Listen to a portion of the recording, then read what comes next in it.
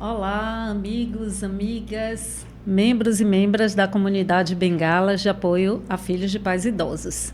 Estamos aqui em mais um episódio do podcast Bengalas, nossa terceira temporada, terceiro episódio, e esse espaço foi criado e é preparado com tanto carinho, com tanto cuidado, para instrumentalizar você, filho e filha de pais idosos, a lidar com mais leveza, mais consistência com esse momento tão lindo, mas ao mesmo tempo tão desafiador da vida. Hoje eu trago uma convidada muito especial, que ela é minha mestra também na especialização que eu estou fazendo na abordagem da terapia sistêmica familiar, Nina Guimarães, autora de livros, dentre eles esses aqui, Morte, Renascimento e Honra, que é o livro que eu estou lendo no momento. E a escolha de Nina e a minha escolha pela psicologia sistêmica familiar foi porque esse processo de envelhecimento mexe muito no sistema e dá muita discussão, muita reflexão. Então, Nina, obrigada por aceitar o convite da comunidade Bengalas. Você que é uma pessoa já, uma referência tão alta nesse meio da terapia sistêmica familiar. E Nina também tem o Instituto Humanitas, que é onde eu estou fazendo a minha especialização. Ela é a fundadora, a diretora. Então, muito obrigada. E eu abro espaço para você se apresentar. O que é que você quer trazer para a comunidade Bengalas? Gente, ela também é filha de mãe idosa. Obrigada pelo convite, é uma honra estar aqui. Desde que você trouxe a ideia desse podcast, o que mais me chama a atenção é o olhar que você estabelece para o cuidador do idoso, né? Então, essa originalidade no foco do cuidador me chamou muita atenção no seu trabalho. É um prazer estar aqui. Eu trabalho há quase 30 anos com família. Eu tenho a abordagem sistêmica, que se presta tanto à terapia individual quanto de casal e de família, mas desde a minha faculdade, cursos fora, o meu foco de interesse foi por essa abordagem sistêmica, pelo caráter interdependente, relacional e contextual. Então, Marta, quando a gente fala de envelhecimento e de longevidade, a gente está falando de um grupo de pessoas ao redor desse idoso, né? E pessoas que são afetadas por essa realidade de uma longevidade, de um envelhecimento, de uma proximidade à finitude, e que esse caráter interdependente nessa fase da vida amplifica algumas crises, algumas diferenças e cooperações que a gente vê dentro do sistema familiar. Então, eu estou aberta para a nossa conversa, que a gente possa navegar por esse universo que eu me deleito todos os dias no meu trabalho de prática clínica. Você se deleita e eu, às vezes, fico em pânico. Como é que a gente lida com tantas questões que emergem, né? Geralmente, Nina, quando eu apresento o Bengalas, eu falo, gente, não são só as questões práticas do envelhecimento, tipo levar no médico, dar o remédio, mas principalmente as questões sistêmicas, esse relacionamento com os irmãos, muitas vezes cuidar de um pai ou de uma mãe que não cuidou de você, que foi abusivo, ou um vínculo muito forte de um pai com um pai ou com uma mãe muito bacana, questões financeiras que acontecem, tanta coisa que acontece nesse sistema que realmente precisa de um carinho e de um olhar cuidadoso. E eu queria começar pela questão dos irmãos. Uma das grandes queixas da comunidade Bengalas é com relação aos irmãos. É o irmão que está distante, usa isso como desculpa, é o irmão que está próximo, mas não ajuda, é o irmão que dá mais trabalho do que os pais. Então, como é que a gente ajuda essas pessoas. Claro que é importante que cada um busque sua terapia individual, que cada um busque o seu caminho. Aqui, gente, a gente não faz receita de bolo, nada disso, né? O caso de um pode não servir ao outro, mas de uma forma geral, assim, a gente olha para esse sistema, para essa relação de irmãos. O que pode facilitar essa relação? Olha, você está falando de um subsistema fraternal, que a gente denomina na sistêmica de fratria, e a fratria é o primeiro grande laboratório de relações com iguais da vida de um indivíduo, né? São com os nossos irmãos. E esses irmãos, no decorrer da vida, eles apresentam suas individualidades, questões próprias, questões ligadas não só à cooperação e colaboração, mas também à rivalidade. Então, o que acontece? Essas questões da fratria vão ser amplificadas com um pai idoso, porque a gente precisaria, o ideal seria que nós cooperássemos como irmãos para o bem daquele idoso. Acontece que a gente tem histórias pregressas, e nessas histórias pregressas nem sempre a gente se deu tão bem dentro dessas relações fraternas. E isso se amplifica diante de uma realidade que exige manobras de cooperação, manobras de doação e de compreensão dessa realidade, de uma longevidade que faz, por exemplo, a gente se questionar sobre o envelhecimento de meu pai e de minha mãe, me faz pensar para onde eu estou indo. Depois você falou de um filho que é mais próximo a esse pai ou essa mãe, que tem como herói e que tem uma dificuldade de encarar as perdas simbólicas, ainda que não seja a perda para a morte, né, concreta, mas todas as perdas pelas quais a gente vai passar diante de um envelhecimento, diante de uma idade tardia. E esse filho muito próximo, ele tende a negar essa realidade, porque ele não aguenta desconstruir o herói, né? Um filho que é mais distante ou que tem relações mais críticas com esse pai ou com essa mãe, idosos, ele vai ter a dificuldade amplificada e ele vai carregar débitos de uma vida onde essa relação não pôde funcionar, não pôde crescer na medida de uma relação funcional, saudável, e isso vai gerar uma necessidade, às vezes compensatória, nessa fase tardia. Ele sente a proximidade da morte, da finitude desses pais, e ele precisa pagar esses débitos, né? Então, veja, enquanto está resistindo à ideia de perder esses pais, o outro está precisando compensar débitos que durante a vida essa relação crítica e conflitiva não permitiu aproximações que agora ele não quer deixar em aberto.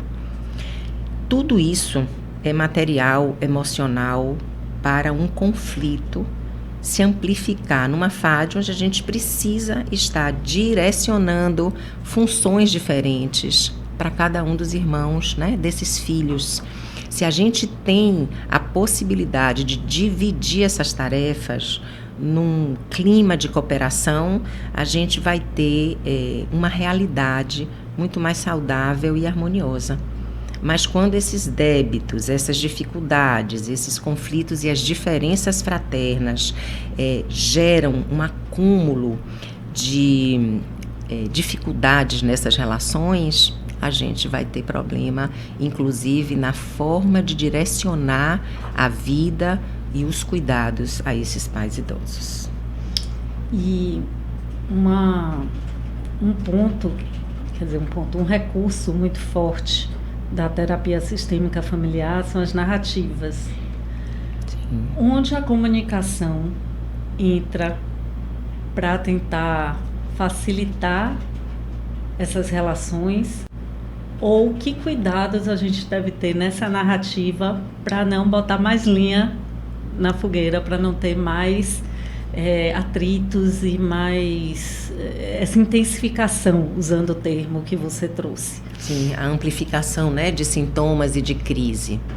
Veja, o terapeuta sistêmico, ele pode fazer uso de práticas narrativas, e dentro das práticas narrativas a gente vai intensificar e apreciar, a gente vai colocar escavar as maravilhosidades, os recursos extraordinários desses sujeitos, né?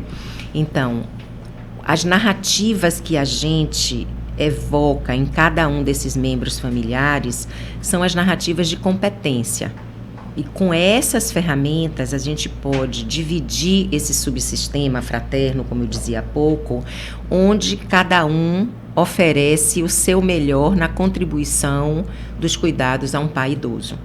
Então, se a gente media uma comunicação, deixando de lado, reservando esses débitos de uma vida, e a gente foca na realidade atual, a gente vai favorecer a escavação dos recursos extraordinários de cada um desses filhos, onde cada um se eleva na sua melhor competência, e a gente vai tentar mediar que a divisão das tarefas esteja com as competências de cada um.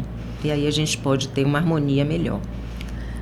Repare, gente, que isso aqui é uma dica prática, né? Traduzindo, vamos olhar o que é que a pessoa tem de bom, a força daquela pessoa, a competência dela. Sim. E tentar trazer essa pessoa talvez distante por essa competência, entendi certo? Exatamente. E não, porque nós temos essa tendência de ficar apontando e botando o dedo na ferida, ao invés de fazer essa construção. Sim. A narrativa, as práticas narrativas, elas oferecem um olhar apreciativo sobre o humano. Então, eu vou escavar o que de melhor naquela família cada um dos membros tem, para fazer uso desse potencial em favor de uma longevidade, de uma terminalidade, de cuidados a mais que a gente precisa com os pais idosos, dividindo essas tarefas a partir das competências de cada um. E um outro ponto que me sensibiliza muito no grupo é a gente dar conta da realidade prática, das demandas mesmo que acontecem a todo dia, a toda hora, e da perda simbólica, né, que você acabou de falar. Conta um pouco, até para quem não sabe o que é uma perda simbólica, né? Olha, quantas Marta, mortes tem antes da morte? Sim, inúmeras. E quanto melhor a gente vai vivendo essas mortes, mais a gente aceita o fim da matéria, né? Mas é um processo que a gente vive, que vai convulsionando as nossas emoções, porque a pessoa com a qual a gente estava habituada a lidar, ela vai perdendo algumas funções. Ela vai perdendo alguns raciocínios, e existe uma inversão de papéis aí. Em muitos momentos, né, é uma inversão hierárquica, porque a gente passa a ocupar um primeiro plano decidindo sobre a vida do outro. E aí tem um componente essencial. O que é que o idoso mais teme estar perdendo? Sua autonomia, a decisão sobre a sua própria vida, né? Então, é preciso que a gente vá elaborando as perdas das funções, as perdas do exercício de uma parentalidade, né? De ser pai e de ser mãe, nessa inversão hierárquica, onde nós, filhos de idosos, passamos a exercer um papel de cuidador. Então, agora, o cajado vem para a gente. E é preciso que a gente tenha ternura, docilidade, para reger de uma maneira onde a gente não ultrapasse os limites e desrespeite o que já é tão duro para o próprio idoso administrar, que são todas as perdas que ele vem tendo nesse processo de envelhecimento. É interessante isso que você traz, porque a gente deu muita ênfase nas perdas da comunidade bengalas, que tem muitas perdas, muitos lutos em vida, né? Sim. Até a nossa liberdade, muitas vezes, que nosso trabalho, que a gente tem que abrir mão para a atividade do cuidar. E foi interessante porque esse é o terceiro episódio da terceira temporada e as duas outras entrevistadas trouxeram esse olhar do idoso. Porque às vezes a gente está tão envolto na nossa dor que a gente não percebe a dor desse pai e dessa mãe. Sim. A gente quer tanto resolver as questões práticas, a complexidade, né, dos fenômenos, que a gente descuida da escuta, descuida da empatia e da compaixão com esse idoso. Agora, é muito difícil equilibrar essas duas coisas. Eu diria que, fazendo uma analogia com a adolescência, onde a gente lida com o filho adolescente numa proposta discreta, porque os hormônios dele estão mais em dia do que os nossos, então a gente não pode fazer o confronto porque eles ganham, a gente tem que ir pela beirada. Assim também se vale um filho de um pai idoso.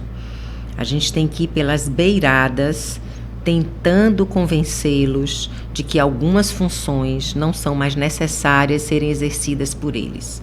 Mas essa perda de autonomia, por exemplo, é muito comum na minha clínica, o marco de eu não posso mais dirigir. Dirigir um carro é uma metáfora de dirigir a vida. Sim. De dirigir a si próprio, de tomar as decisões e de ter a liberdade do ir e vir. Então, quando você tira a competência de poder da direção de um automóvel, você está tirando para aquele idoso a competência dele de se reger para as rotas, avenidas e destinos que até então ele escolhia. Nossa, e essa sua fala me atravessou, como a gente diz na psicologia. Porque uma das coisas que o meu pai mais pede, né, e mais se queixa, é que tiraram ele da direção do carro, e agora eu estou entendendo que é a direção da própria vida, das rotas que até então ele escolheu, ele buscou. As pegadas dele eram num solo eleito por ele, e a gente começa a criar as avenidas, e a gente tem que ter sutileza e tentar encontrar uma proposta de avenida para o nosso pai ou mãe idoso que esteja confluente com as passadas que ele possa dar. Porque se a avenida é muito tortuosa e é muito distante do que ele está habituado, ele vai paralisar, ele vai confrontar, ele vai retaliar, né? Então a gente precisa encontrar esse meio termo, essa rota em comum, onde a gente tem que ser discreto na parceria, porque se a gente toma a dianteira, a gente só está reforçando um sentimento de menos-valia que eles carregam nessa cultura capitalista selvagem, que se você não produz mais, você é dejeto. Né? Isso é muito forte, né? Porque a gente pensa que está ajudando e não está. A gente pensa que está cuidando e às vezes está ferindo. Sim, é porque às vezes o cuidado efetivo que um pai idoso precisa, a gente precisa se impor, senão a gente deixa eles em risco. Né? Então, eu acho que ajuda quando a gente empaticamente se coloca na nossa condição lá na frente. A todo momento eu venho me revisando de como eu reagiria às perdas de funções que eu vejo na minha mãe. Quem seria eu ou quem serei eu? Porque eu acho que o envelhecimento dos nossos pais anunciam para onde a gente está indo. E para mim, a gente vai para algum lugar que está sendo construído hoje. Então, por exemplo, todo o ritmo de exercícios físicos para uma saúde, para uma vitalidade, me convida a ter uma percepção mais acurada dos meus cuidados para o meu envelhecimento. Então, a todo momento, quando eu olho o envelhecimento do outro, que me é próximo, que me é caro, que me é precioso, eu estou olhando para o que eu estou fazendo comigo e para onde eu vou. E nessa consciência empática, eu acho que a gente corre menos risco de atropelar o outro, impondo avenidas para as quais ele não sabe caminhar. Agora, Nina, ao mesmo tempo que vem esse desconforto, porque assim, esse é outro tema muito frequente nos nossos grupos de acolhimento. Ao olhar a velhice de meus pais, eu me deparo com minha própria velhice. Ao olhar a doença de meus pais, eu me deparo com o questionamento: será que eu vou ter também? E ao olhar para a morte, eu lembro que eu vou morrer, né? E isso, esse questionamento vem junto com um sentimento, muitas vezes, de raiva, né? Raiva desse momento, raiva porque meus pais não se cuidaram e hoje me dão trabalho, raiva porque eu tenho que deixar, às vezes, de fazer alguma coisa que eu gostaria de fazer, seja de lazer ou de trabalho, para o cuidar. Então, e a raiva é um sentimento, uma emoção que é meio proibida na nossa cultura de falar. Então, eu queria escutar um pouco de você, que eu sei que a cultura, ela também é importante ser considerada dentro, né, da terapia sistêmica familiar. Dentro do sistema, a cultura interfere. Sim. Essa cultura que nós temos aqui de tapunar nossas emoções, de não poder manifestar. Como é que a terapia sistêmica lida, vê isso, aborda esses pontos? Olha, eu acho que a raiva aparece num primeiro momento para tamponar um momento posterior de tristeza. Porque a raiva, ainda que seja vista como negativa na nossa cultura, e não é, ela tem uma função, primeiro, de nos mover. A raiva gera ainda um movimento. E depois desse expurgo, desse sentimento, a gente cai na tristeza do luto dessas perdas simbólicas e dessa proximidade da morte. Embora a morte ainda seja um tema de tabu na nossa sociedade, toda vez que eu estou diante da morte, eu me faço questionamentos preciosos sobre a vida. Me convido a pensar e refletir sobre como eu estou vivendo. O que é que eu estou fazendo da minha vida? O que é que eu estou fazendo da minha vida? O tempo inteiro. O tempo inteiro. Então, a gente tem uma proximidade da morte e, concomitante, a gente tem um convite ávido para se ressignificar, para se reestabelecer. A sistêmica é uma abordagem que admite as emoções, admite um mundo interno do sujeito, mas ela admite esse mundo interno não como uma realidade individual própria, mas dentro de uma terapia sistêmica, o mundo interno é recuperado no entrelaçamento de mundos do terapeuta com os clientes.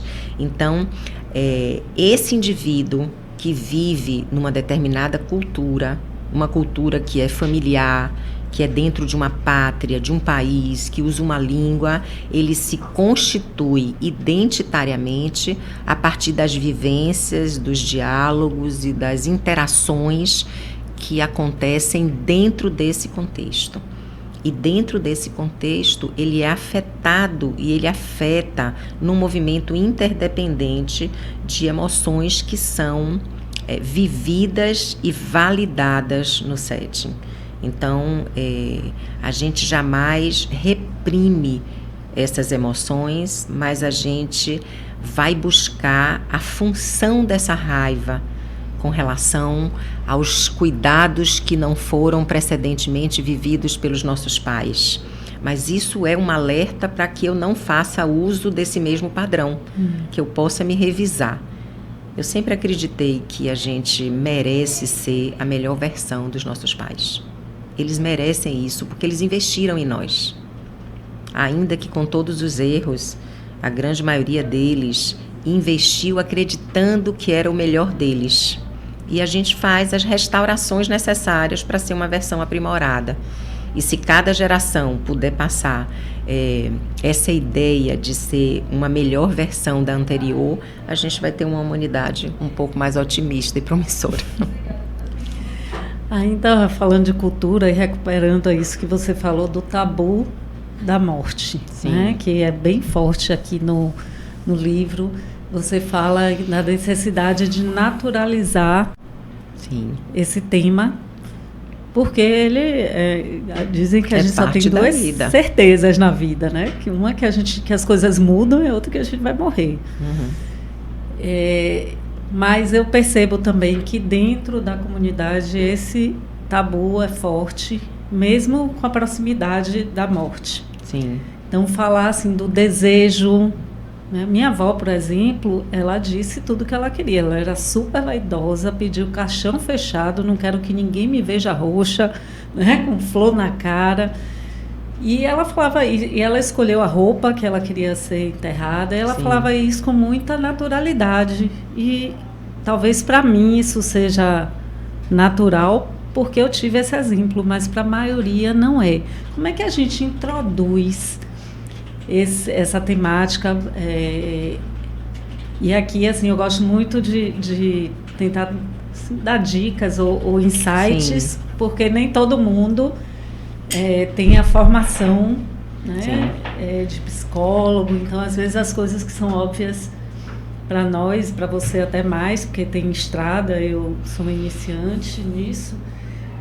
Como é que uma pessoa comum pode introduzir, abordar esse tema com uma certa naturalidade, sem parecer que está... Porque a leitura é de que não, você está falando coisa ruim, está atraindo, vai atrair. Né? São coisas que a gente escuta. O que você sugere? Olha, eu penso...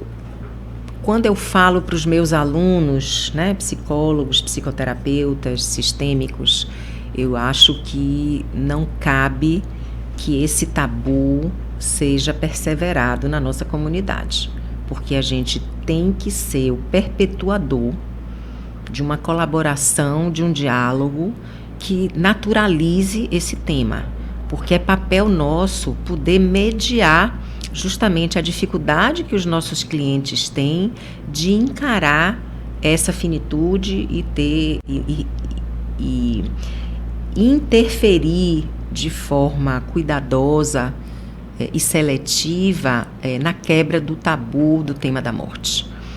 E aqui é importante a gente saber quem está diante de nós. Cliente ou vizinho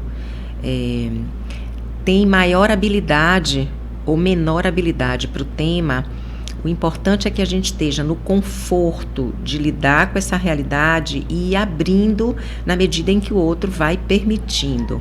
Às vezes o outro demonstra um medo, mas porque ele não sabe ou nunca esteve com alguém que naturalizou o tema. E a depender de como você o apresente, se torna até confortável, porque quebra o medo dele. Então, a gente, dentro de um consultório, que a gente trata, por exemplo, um paciente numa terminalidade ou já numa longevidade, a gente precisa entender como essa realidade da morte se apresenta para ele. E a gente pode ir desconstruindo, inclusive, esses discursos dominantes culturais que cristalizam a dificuldade ao redor do tema da morte. Então, a gente vai convidando. Eu tive uma experiência de acompanhar um cliente que estava perdendo a esposa de 30 anos, eles eram recém-casados, ela estava na residência de um câncer, e toda a sessão que a gente estava preparando ele para que ela pudesse revisar a vida, porque nós dois achávamos, nas nossas intimidades familiares, de crenças pessoais, que uma pessoa que está em terminalidade deve revisar a vida. E quando ele foi propor para ela uma revisão de vida próxima à morte dela, ela absolutamente resistiu. E eu tive uma velocidade de entender que aquilo que às vezes é um fenômeno que faz sentido para nós, não tem eco no outro. Ela não queria essa revisão. E ela não é pior do que eu, que acho que fazer uma revisão da vida pode ser interessante ou fenomenal, né? Então, quem está na nossa frente, o que é que me pede? E não me pede porque tem medo ou porque já decidiu que não quer falar disso. Então, o terapeuta, o vizinho, o filho, ele tem que entender quem está na frente da gente, quem está vivendo o fenômeno, porque a vontade dessa moça imperou, né? E ela morreu sem revisar, mas ela morreu nos braços dele como ele queria. E eu trabalhei com ele justamente essa distinção de mundos. O que ela quer não é o que você faria, talvez, se estivesse no lugar dela. Porque a gente também fala do lugar do que a gente acha que seria. Se nós fôssemos o paciente terminal, talvez a gente não conseguisse fazer o balanço que a gente estava pensando em propor para ela. Então, eu sempre penso que a quebra do tabu da morte, do tema da morte, se passa primeiro por uma intimidade com que eu lido com esse tema.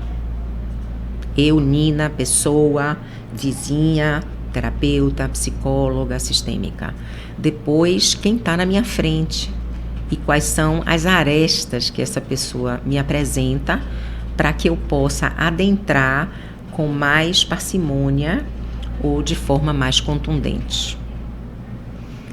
E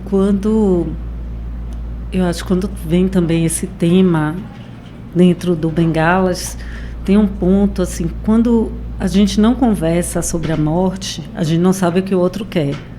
E se a gente não sabe o que o outro quer, a decisão vai vir para a gente. Sim. Isso é muito dolorido. Por exemplo, decidir desligar um aparelho, decidir não entubar, né? E aí dá medo dessa responsabilidade, porque às vezes é difícil já decidir por nós, quanto mais pelos outros. E aí a coisa que eu acho linda do sistema, e como a gente, parece que eu estou vendo aqui a imagem do sistema, das teias que geram, porque aí se você tem que decidir, se você está só, tudo bem, mas se você tem irmãos e o irmão pensa diferente, né, até chegar num consenso, porque a própria pessoa não disse, e aí começam as confusões, né, os entrelaçamentos aí. E eu, nessa minha busca dentro do Bengalas, também tenho feito vários cursinhos relacionados a cuidados paliativos. E eles trazem muito forte essa necessidade de conversar, né? Mas tem, então, que saber conversar. Tem que saber o que conversar. Conversar sempre é útil. Conversar, inclusive, sobre... Eu não quero falar a respeito. Ok, do que você quer falar? O que te conforta nesse momento? Né? Quais são os temas pelos quais a gente passeia diante de alguém que está em sofrimento ou que está se despedindo da vida? Eu penso que se a gente tem uma trama de muitos entes familiares decidindo sobre desligar aparelho, entubar, o histórico de vida do paciente que não quis dizer, diz per si. Então eu iria para uma revisão de quem foi aquela pessoa até o momento onde ela tinha um discernimento, ainda que ela não quisesse falar a respeito. Mas ela falou uma vida inteira nos posicionamentos que ele ou ela tomaram, né? Então, quem foi essa pessoa até esse momento que agora não está mais em condição de responder por si e o bastão está conosco. Então não é o que eu acho ou a minha irmã acha, mas é o que a minha mãe faria, né? Mesmo em relação a outras temáticas e outras condutas na vida dela, me revelam o que naquele momento, me vestindo do olhar dela, encarnando a perspectiva dela, eu acho que eu vou ter uma resposta em cima do que ela preferiria e não do que eu acho. Eu acho que a gente tem que ter uma humildade de se retirar, né, desse poder de decisão para pensar que a gente está em nome de um outro decidindo o que é bom para ele. Nesse momento, pensando nas questões familiares, sistêmicas, né? A gente começa a ver várias formações e várias disfuncionalidades. Então, por exemplo, um filho dependente financeiramente. Sim. Ou uma relação dependente emocionalmente. Sim. Na finitude, ainda é válido e ainda dá tempo de tentar trazer luz a esse sistema e tentar fazer os ajustes necessários para que ele fique mais funcional. Sim. Você, de novo, me deslocou para uma cliente minha que estava morrendo de câncer e ela pediu uma sessão familiar com 3 filhos e o marido para que eu pudesse conduzir que eles chorassem juntos, porque eles estavam em ilhas individualizadas, cada um sofrendo a iminência da perda dela. E quando eu os reuni no meu consultório, quem começou a chorar fui eu. A sessão começou com o meu choro, né? E eu fiz um uso terapêutico disso. Eu disse, olha, esse é o choro que vocês não conseguem assumir. E é o choro que ela está pedindo de vocês. A família inteira desabou, né? Inteira. Você traz aqui uma questão sobre um filho que é dependente economicamente ou emocionalmente desse pai. De novo, depende do que quem está morrendo pede. Quem está morrendo sempre, e lúcido, sempre tem a dianteira da decisão, do que quer. Então, é comum que a gente seja procurado, às vezes, para fazer sessões 2, 3 dias antes da morte física daquele sujeito, né? E a gente faz reuniões familiares ao redor do leito. E a gente escolhe pendências, débitos e temas que não querem ficar em suspense. E é a pessoa que está para morrer quem escolhe isso. Ou, às vezes, a gente instrumentaliza no consultório alguém que precisa ter uma conversa com um pai ou uma mãe que está morrendo para fazer isso lá, com a nossa presença ou sem a nossa presença, né? Então, de novo, a gente tem que ver qual é o desejo daquela família, daquele sistema. Não quer dizer que todos os sistemas familiares decidam que o melhor é sanar os débitos. Eu acho que quando a gente não sana os nossos débitos aqui, nessa vida que é a que a gente sabe que tem, a gente vai ter reações ao luto diferentes, né? A gente vai construir uma elaboração mais difícil, porque a gente tem uma pendência, a gente tem um débito, né? Então, particularmente, eu gosto de sanar minhas pendências em qualquer relação afetiva, tá? Mas há quem não consiga ou quem não acredite que tenha que tocar naquele ponto, que não queira tocar naquele ponto. Mas o psicólogo sistêmico, ele está ali para intermediar circunstâncias que levem o sujeito que está morrendo a uma tranquilidade de partir. Porque, às vezes, um corpo físico demora muito de se entregar porque os débitos emocionais estão ali pendentes. E isso é sofrimento, que a gente precisa otimizar, ao menos denunciar para a família, olha, sua mãe está presa aqui você não libera ela porque você não sabe viver sem ela, né? E essa é uma fratura que você vai precisar trabalhar depois que ela partir. Mas ela está em condições absurdas, físicas, de dores, né? E às vezes a pessoa não libera mesmo. A gente vê que um corpo físico está protelando porque um filho está ali em dependência emocional total. Nossa, você respirar agora. Porque é bem sensível, é bem delicado tudo isso.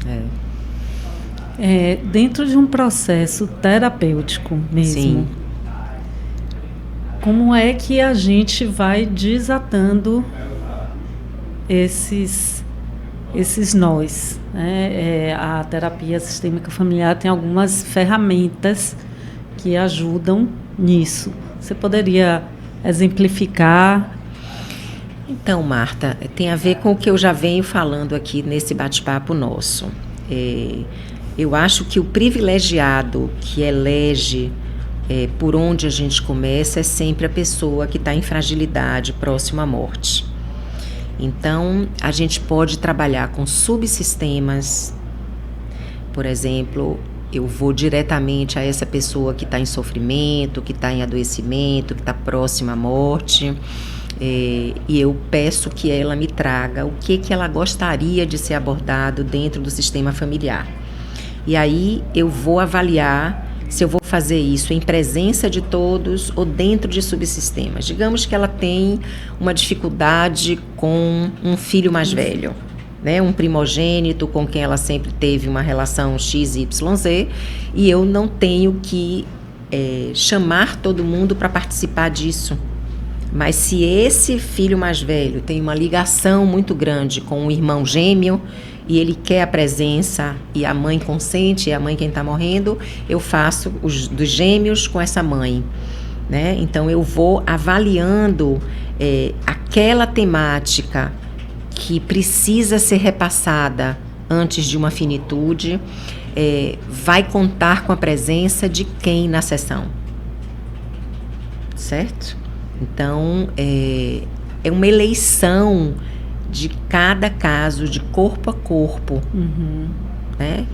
Porque tem a ver com o tema que está pendente, que foi pedido para que eu intermediasse, tem a ver com as pessoas que fazem parte daquele tema e tem a ver com a disponibilidade afetiva naquele momento nevrálgico, né? Delicado, de quem se dispõe ou não.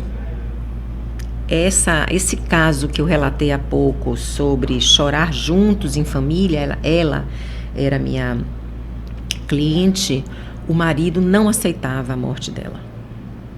Então, o trabalho terapêutico com ele foi no pós-morte, porque ela inclusive disse: eu não quero que ele venha se despedir de mim nos últimos dias. Ela concedeu à irmã dela, a mim e aos filhos, e ela disse: eu não quero ele, porque ele impedia ela de partir, e ela estava muito livre para partir.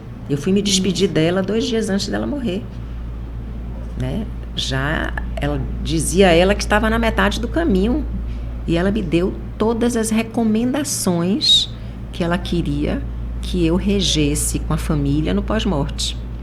E quando ele me procura, né, depois que ela morre, para uma terapia, ele me pergunta por que ela não deixou vê-lo, e eu disse: isso não é uma resposta que eu tenha que te dar, é uma resposta que você tem que se dar, inclusive a partir do comportamento que na minha frente você esboçou.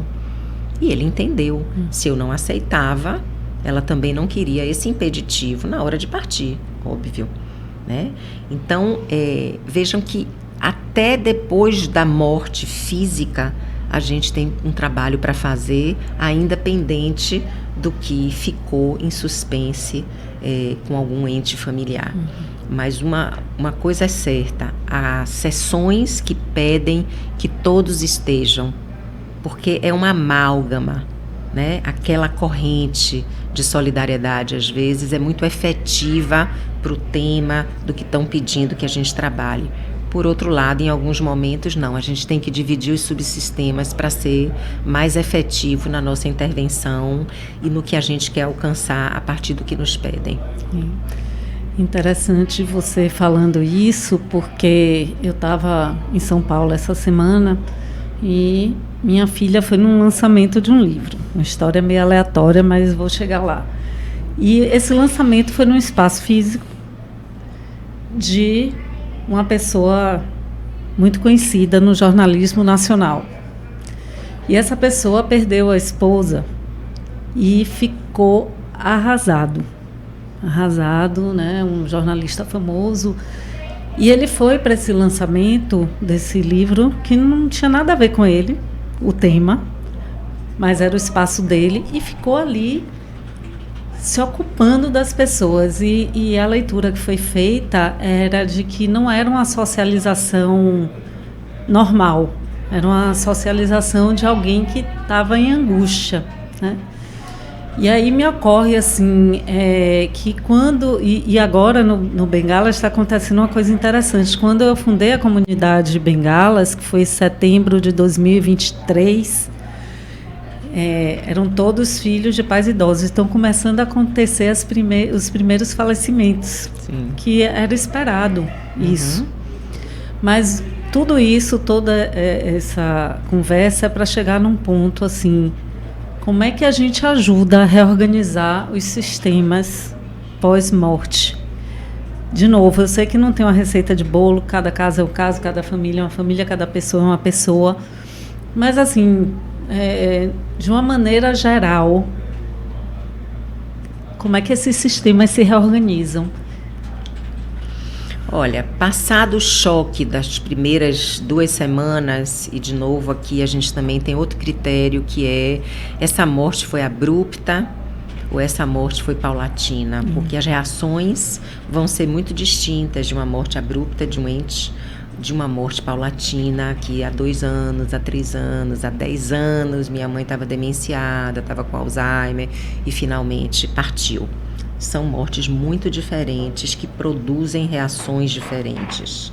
Depois tem as individualidades de cada um, que tem a ver com os vínculos primários. Aqui eu estou falando de teoria do apego, uma teoria de desenvolvimento infantil, que fala que as reações ao luto dependem do que lá atrás, na sua vinculação primária com pai e mãe, com a figura primária da sua vida, se você recebeu apoio e proteção ou se você foi negligenciado nas suas necessidades básicas.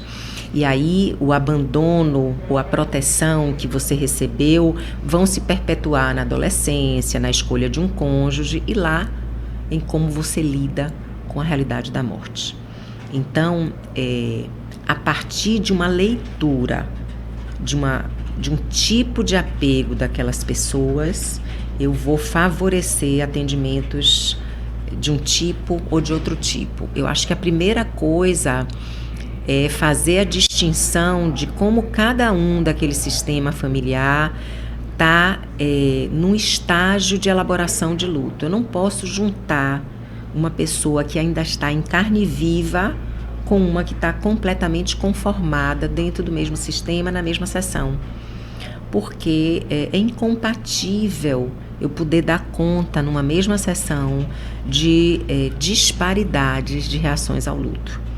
Então, eu preciso avaliar quem são aquelas pessoas ao redor daquele luto em comum, da pessoa que se foi, o tipo de vinculação primária e reações e elaborações a esse luto, para oferecer intervenções que possam ser específicas para cada um. Uma pessoa que já está muito acostumada com a ideia de perder aquele ente, ela pode ir no lançamento de um livro, às vezes com menos de uma semana, e lidar bem com o burburinho.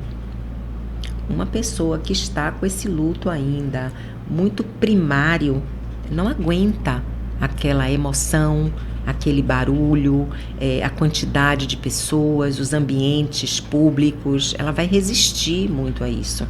De novo, depende primeiro da importância de quem morreu. Quem era aquela pessoa para essa que está aqui no ambiente do lançamento de um livro. Depois, há quanto tempo ele vem se preparando, e aqui preparando entre aspas, ele vem ao lado de quem está falecendo, né? Quanto tempo isso durou? Qual é o tipo de apego que ele tem? Qual é a qualidade da relação com a pessoa que morreu? Então, a gente tem que avaliar muitos critérios para entender qual é a melhor intervenção. O que eu acho sempre é que encontrar um espaço seguro e sagrado para falar de um luto, né, é sempre um bálsamo, porque favorece elaborações incríveis e inusitadas. Então, muitos pacientes meus que resistiam muito de chegar a um consultório, depois de uma primeira contenção, né, de um primeiro colo uterino que a gente oferta, saem absolutamente surpreendidos positivamente com o alívio de poder falar de uma realidade tão dolorosa. E isso favorece a elaboração mais saudável do luto. E aí, sem querer entrar na discussão de melhor abordagem, Sim. Né? Porque todas eu acho que têm o seu valor. Se adequam mais a uma pessoa e a outra. Né? Outra, mas assim, o que é que a terapia sistêmica familiar oferece? Tem um pouco a ver com uma conversa da última aula, né? Sim. Por que você está aqui na terapia familiar e não em outra abordagem? E aí eu pergunto, o que a terapia familiar oferece de conforto a filhos de pais idosos, a pessoas enlutadas, que faz com que ela possa dar uma contribuição efetiva, né? Olha, a abordagem sistêmica, ela surge com muita veemência como a abordagem mais habilidosa para lidar com as questões relacionais familiares. Então, ela traz a capacidade da gente enxergar o fenômeno da morte, a perda de um ente, dentro de um cenário mais amplo, do contexto onde aquela pessoa morre. E o contexto aqui é um contexto cultural e é um contexto de família mesmo. Em que sistema e como aquele sistema funcionava. Então, esse olhar diferenciado da abordagem sistêmica sobre a interdependência dos subsistemas é uma mais que outras abordagens não ancoram dentro de uma realidade de um sistema familiar. Né? Então, o olhar contextual, o olhar interdependente, né? As interrelações, como essas comunicações estão sendo operadas, tudo isso eu diria que é um diferencial da nossa abordagem para as questões de um luto, porque o luto ele não é vivido individualmente. É um luto que passa a ser quase que coletivo para aquela amostra de pessoas, né? Para aquele cenário familiar. Muitas pessoas são afetadas, cada uma com a sua particularidade, frente à perda de um mesmo ente. O ente é aquele, mas ele é poliédrico, assim, é caleidoscópico a imagem, porque caleidoscópico no sentido de que o que eu sinto com a perda daquele ente não é igual ao que um familiar meu sente, porque eu reviso a minha história com ele. E depois tem algo maior, que é o que ele representa na família. A morte de uma matriarca, ela vai inundar todos nós e as mulheres da família da mesma maneira, mas depois ela entra em particularidade com as histórias individuais que aquela matriarca que morre desenvolveu em vida com cada um dos filhos, com cada um dos entes, com a funcionária da casa, né? Com as irmãs dela, enfim. Então tem o coletivo, o olhar para esse cenário coletivo, mas tem a individualidade das histórias de cada um. E aí a terapia sistêmica transita. Sim, ela dança lindamente. É uma valsa, é um tango, é um balé, é um balé. Porque o que a gente ouve muitas vezes em outras abordagens, não posso nem ver, cumprimentar, encontrar um cônjuge, um filho, porque é só ali o indivíduo. Então, poder trazer isso, sim, é muito especial. Muito, assim, em alguns momentos, a depender do cliente que você tem e do grau de fragilidade que ele apresente, você pode ir ao enterro de um pai ou de uma mãe dele, porque você é uma figura substitutiva. De novo eu trago a teoria do apego. Você é um apêndice, é um colo, você é uma figura que representa o apoio que ele precisa naquele momento. Isso não quer dizer que eu vá para os enterros de todos os pais idosos dos meus clientes, mas há clientes que precisam daquela contenção a mais e você faz diferença. Então, a sistêmica defende uma ideia do estar com o outro. Essa neutralidade ortodoxa cai por terra.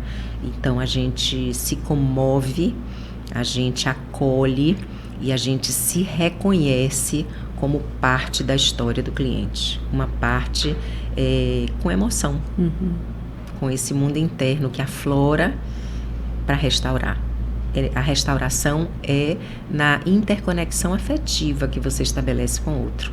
Por isso é um espaço tão sagrado, o espaço terapêutico. Ainda sobre esse olhar sistêmico e cultural, desviando um pouco o foco do luto para a questão de gênero, que é outro tema que emerge muito fortemente dentro do Bengalas. O Bengalas é uma comunidade onde 95% são mulheres. Sim. E o cuidado, historicamente, culturalmente, recai sobre as mulheres. Essa demanda da sobrecarga, do cuidado, é uma demanda que aparece fortemente dentro da clínica. Sim, de forma geral, ainda são as mulheres que assumem esse papel, essa função de cuidadoras incondicionais. O que um terapeuta sistêmico faz, ele se imune de um ativismo sociopolítico quando ele desconstrói no setting esses discursos dominantes, como, por exemplo, é dever das mulheres da família cuidarem dos entes idosos, né? Isso é milenarmente passado de geração em geração, mas essa é uma construção sociocultural que nós internalizamos, que nós não questionamos, mas a gente vive fortemente as consequências disso como gênero feminino, né? Um terapeuta que assume essa postura sociopolítica, ele convoca na família as mulheres juntos com os homens dessa família para trazer isso como uma condição da cultura que foi introjetada para tentar desconstruir esse discurso dominante no setting e com isso corresponsabilizar um pouco mais o gênero masculino. E na verdade a gente já vem tendo avanços nisso, né? Porque se for olhar as famílias do passado, muitas vezes uma filha era eleita... Condenada a não casar e ser a pessoa que ia cuidar dos pais, dos tios. Sim. Então, isso é muito forte, né? Porque eu acho também que tem o aspecto que o homem está mais afetuoso, ele está lidando melhor com os afetos, né? Está mais feminino hoje em dia, se a gente pode dizer assim. Então, ele se aproxima sempre com as questões relacionadas a gênero. A forma do homem sentir não é o mesmo da mulher. Mas aqui a gente está falando do papel de cuidador, né? Então, é preciso que nós, mulheres, também introjetemos na realidade essa variável de que a gente não pode e não deve ficar sozinha nisso, que isso é uma internalização de um discurso dominante sociocultural que nos massacra e que a gente merece dividir essa corresponsabilidade com os homens ao nosso redor, com os filhos desses pais, os homens. E a situação assim é tão forte para algumas nós temos, como é uma comunidade virtual, temos pessoas em outros estados e em outros países também. E tem 3 mulheres em outros países que já foram julgadas por não largar uma vida que elas demoraram de construir, que é você ser um expatriado, conseguir cidadania, conseguir trabalho, reconhecimento, compor uma família. E quem está aqui acha que tinha que largar tudo. Sim. Abandone o si mesmo em nome do outro. Si mesmo, enquanto se isso acontece, né, com uma figura masculina, não. Como que ele vai perder o status, né, de desbravador de um mundo público? Isso é a função do homem numa cultura machista. E o nosso é de abrir mão de si própria em nome dos demais. né? São discursos dominantes que precisam vir para o set e que a gente possa desconstruir, inclusive para convocar esses homens a um lugar de sentir, de cuidar, que também é necessário para a existência deles e para a elaboração do luto futuro deles. Por acaso, esses 3 casos são mulheres muito fortes e que estão sustentando suas posições. Mas eu imagino assim, que uma mulher fragilizada, ela possa sucumbir, se render ou ficar carregando uma culpa muito grande se não se adequa ao que é esperado. Sim. E aí, num atendimento individual, a gente pode, não sei se a palavra é essa, se ela é adequada à clínica, mas empoderar essa mulher para que ela possa se posicionar, né? Sim, aqui é o caso clássico de você assumir essa condição de terapeuta como esse indivíduo sociopolítico que vai fazer uma análise sociocultural. Aqui a gente está pegando os fundamentos do Michel Foucault, corpos dóceis, discursos dominantes. Quando a gente introjeta essa condição de terapeuta como ativista sociopolítico no setting, a gente vai desconstruir para essa mulher a culpa, colocando na cultura e na sociedade a internalização de um discurso dominante que ela não escolhe para si, mas foi imposto para ela. Então, ela carrega uma culpa porque socioculturalmente foi dito a ela quem ela deve ser. Mas todo o histórico dela fez com que ela trilhasse uma vida de projeção profissional, como você colocou, dessas 3 mulheres, e de conquistas, né, sociais, conquistas de uma projeção dessas mulheres em que ela precisa desconstruir essa culpa a partir desses discursos dominantes. Ela tem direito, né, mesmo sendo de uma cultura machista, ela é massacrada pela cultura, mas ela não precisa se massacrar. Então a gente desloca para a cultura o que é de responsabilidade da cultura e aí exime a pessoa, né, ou investe para que ela desconstrua esse sentimento de culpa que a paralisa. E dentro da terapia sistêmica familiar, quando eu falei de algumas ferramentas, tem o genograma, isso? Eu ainda não tive essa aula não, viu, gente? Mas é do que eu já li.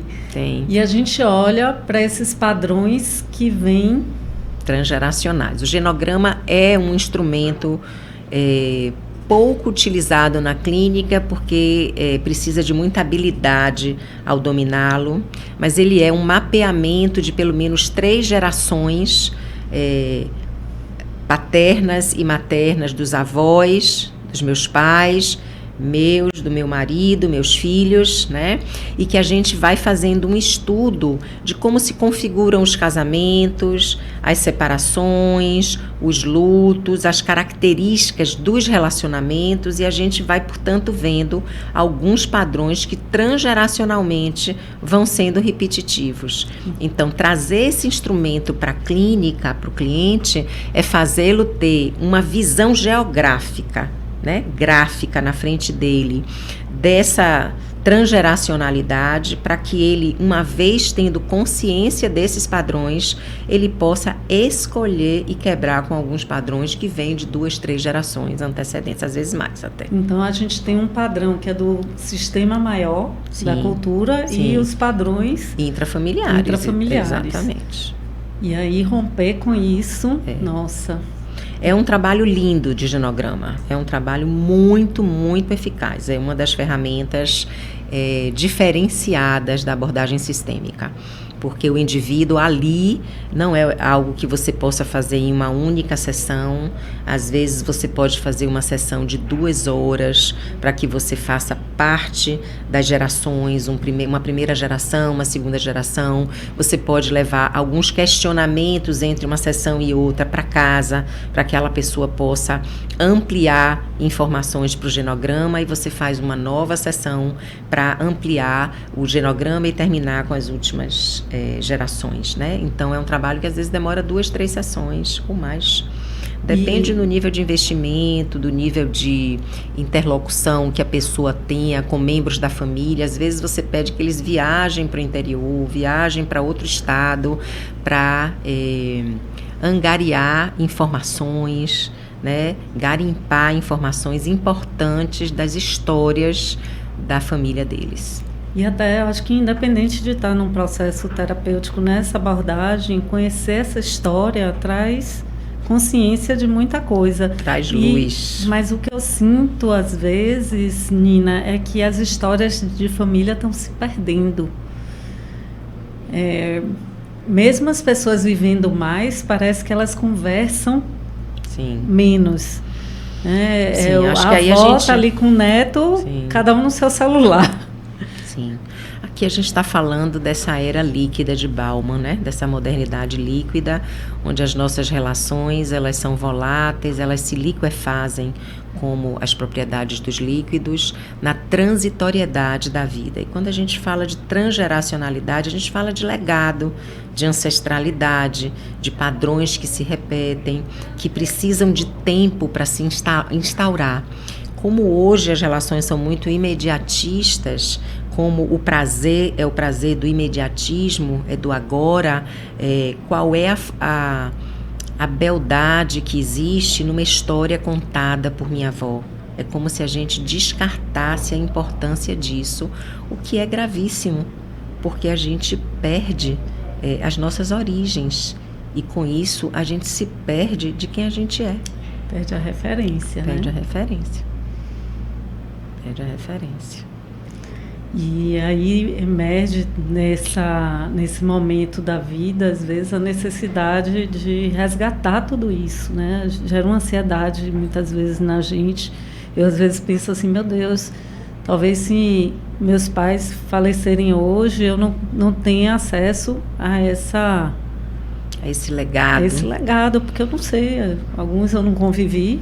Olha, eu tive muitos clientes que escreveram livros com pais idosos justamente para deixar marcado as impressões digitais dessa família transgeracionalmente falando. Na minha família particularmente, eu tenho uma prima que me disse que quer fazer um livro das receitas familiares, né? Eu venho de uma família portuguesa, portanto os quitutes e os doces e as reuniões familiares ao redor da mesa são fartas. E ela quer fazer um livro sobre as relações familiares nossas a partir das receitas familiares. Eu achei muito interessante. E isso não é novo. Eu também já tive uma cliente que, pelas receitas da família, ela extraía as particularidades desse sistema familiar. Muito lindo. E aí, fica de conta as coisas que eu faço no Instagram, não. No Instagram também, mas mais no grupo de WhatsApp, é sugerir presentes. Sim. Então, uma vez eu vi um quebra-cabeça que era uma foto de família, você mandava fazer. Aí eu, gente, olha que presente massa para o Natal, né? Porque até é uma ocupação, algo para fazer junto com o idoso. E há um pouco tempo atrás eu ganhei de presente de minha filha, eu e meu marido, um livrinho que assim, um era Mãe, me conta a sua história. Sim. E o outro era Pai, me conta a sua história. E aí eu sugeri isso como um presente no grupo e teve uma aceitação incrível. Mas agora, te contando isso, já deve ter uns 6 meses que nós ganhamos o livro e a gente ainda não sentou em família para fazer esses registros. Viajamos até juntos agora no carnaval. Falamos, vamos levar o livro. E esquecemos. Você sabe que dentro da formação de sistêmica, em alguns momentos eu adotei, recentemente não, mas eu já adotei uma prática de um terapeuta que trabalhava com família de origem, que se chama James Framo. E era a condição sine qua non do aluno que se formava na abordagem sistêmica familiar, fazer a sua autobiografia. E eu fiz a minha por um tempo, né? O que se consiste nisso?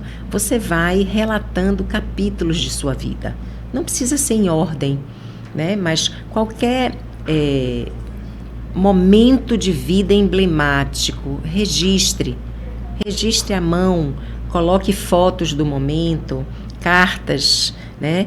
E isso tem um efeito terapêutico e tem um efeito de perpetuar uma história enquanto legado que te constitui. E aí a gente não entra na tirania da era líquida.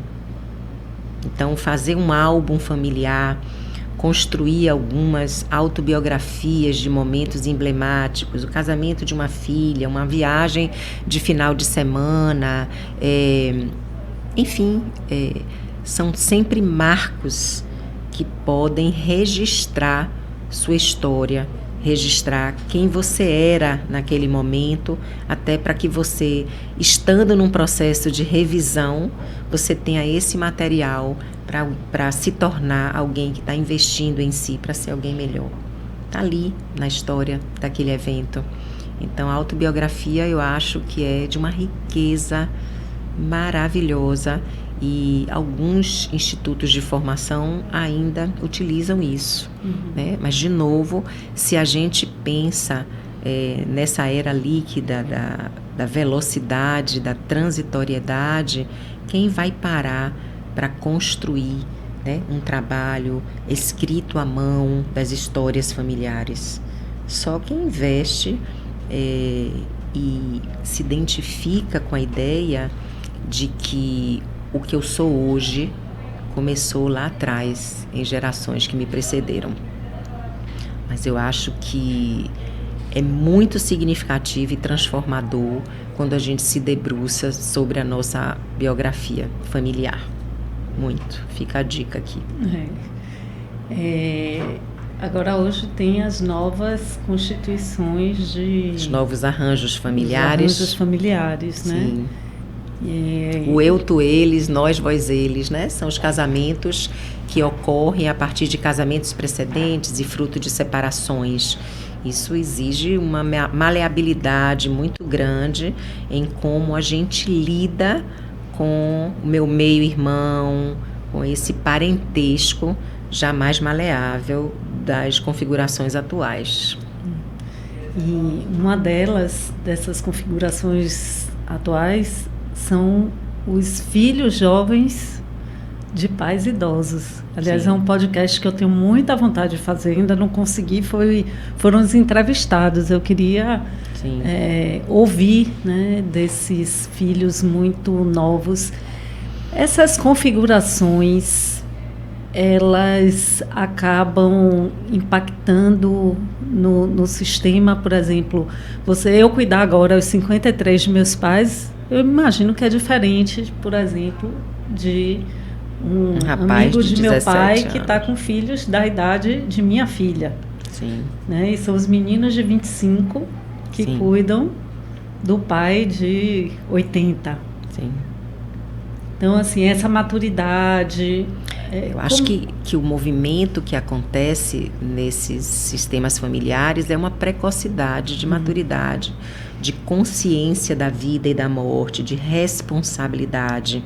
Porque não importa com que idade você esteja quando você tem um pai idoso e existe uma inversão de papéis, onde você é solicitado aos 25 ou aos 53 para exercer esse cuidado sobre ele, nessa inversão mesmo de papéis, né? Isso traz uma consciência, uma maturidade que é precoce. Então, esses filhos, sim, eles podem perder parte da juventude, eles podem expressar mais revolta, eles podem estar menos disponíveis, ou eles podem entender e amadurecer precocemente, porque a eles foi dada uma atribuição que precisa de cuidado e que é parte da contribuição de um retorno que um filho dá ao que recebe de um pai. Então, é uma realidade que eu acho interessante se você fizer um podcast, porque vai ser um olhar muito mais enviesado para qual é a complexidade de você elaborar lutos simbólicos aos 25 anos de idade. em detrimento dos 53 ou 56, que é a minha idade.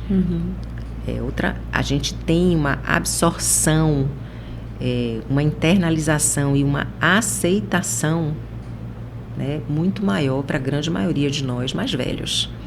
A gente não aceita igualmente aos 25 anos a morte dos nossos pais como a gente aceita aos 50. Né?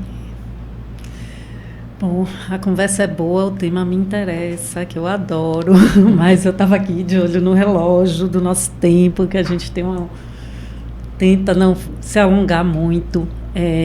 Nina, se você pudesse deixar aqui para a gente finalizar uma dica para esses filhos e filhas de pais idosos poderem cuidar de si para poder cuidar melhor de seus pais, qual seria?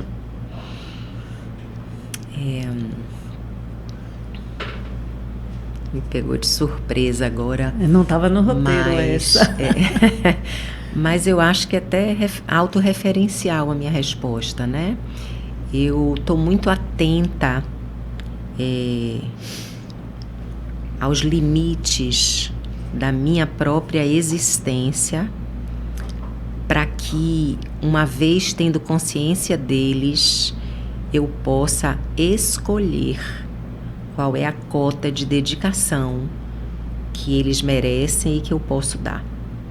Seria estar atenta a não me perder de mim mesma. Acho que essa vai doer muita gente. E numa inundação, porque a qualidade da minha entrega depende do quanto eu me mantenho nutrida. E esse é um lema que me acompanha, Marta, para que eu possa dar para o outro. Eu preciso estar nutrida, eu preciso estar em equilíbrio, eu preciso estar consciente das minhas necessidades, até para que eu possa abrir mão e fazer concessões.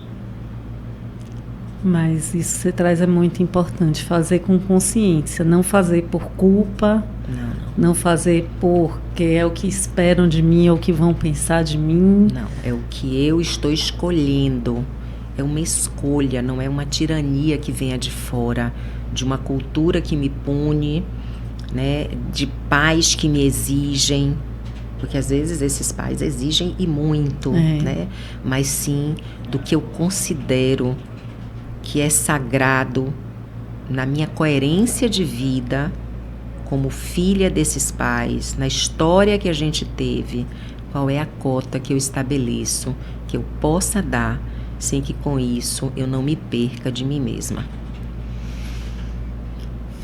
Meu Deus, gente, acho que isso vai dar um grupo de acolhimento, viu? Como a gente não se perder da gente mesmo, sim, porque a gente se perde com frequência. Sim. Ou pelo menos que, se a gente estiver desviando do caminho, que a gente possa voltar. Sim. Nina, quem quiser fazer terapia sistêmica familiar, procura você ou procura o Humanitas, procura o quê? O Instituto Humanitas, ele tem Instagram, ele tem site, né? E ele está aberto, inclusive, à comunidade carente, que a gente recebe famílias que não podem pagar atendimento, e dentro da formação a gente move atendimentos de família, atendimentos de casal e alguns atendimentos individuais, porque a abordagem sistêmica se aplica às 3 modalidades. E no site do Instituto Humanitas tem todas as informações de quem eu sou, de como é a minha equipe, de como a gente trabalha, dos cursos que a gente oferece à comunidade. A gente tem não apenas o curso de formação, mas também curso de terapia de casal, de psicologia clínica, de apego, que vai ser agora esse próximo final de semana, curso de luto. A gente oferece cursos à comunidade, geralmente profissionais da área de saúde que queiram se instrumentalizar. Estamos de portas e janelas abertas para recebê-los. Muito.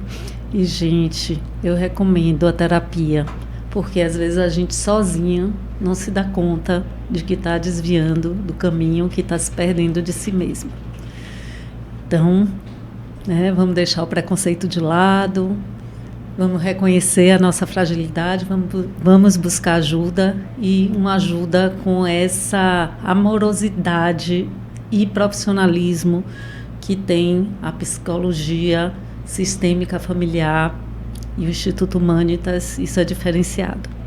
Então, espero que tenha ajudado, acho que mexeu com muita gente e a gente se vê no próximo episódio do podcast Bengalas. Nina, muito obrigada você, por seu Marta. tempo e por sua generosidade de compartilhar tanto conhecimento. Foi um prazer. Obrigada. Obrigada. Até lá, pessoal.